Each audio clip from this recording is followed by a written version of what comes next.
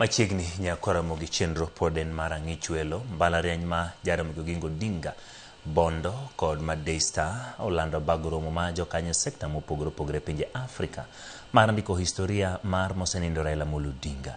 Ero makanyakla kod anyuola mar Raila koteli gi minode Raila Odinga. Giwacho ni lweny demokrasia mar Raila okedone kuom higni nyaka dhi nyime e kinde mabiro. Romo no chan tim dwe mar 8 higani ka bende gikwayo jokanyo mondo miyo sum kit telo mar Odinga mane ni giweyo gino minyalo pargi godo e ndalo mabiro.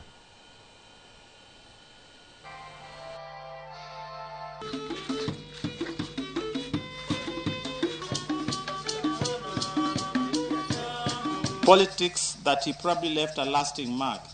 His achievements in the political space are indelible, with the 2010 Constitution and the birthing of the Devolved Government earning him the deserved title of the Father of Devolution, and to examine, preserve, and immortalize the legacy of one of Africa's most defining statesmen.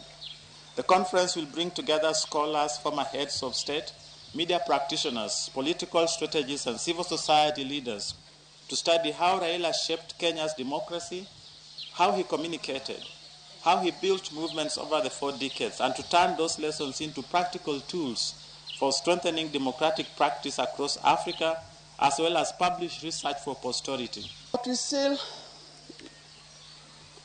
hear every day, there's no particular day I'll sit on to listen to the news without hearing his name being mentioned.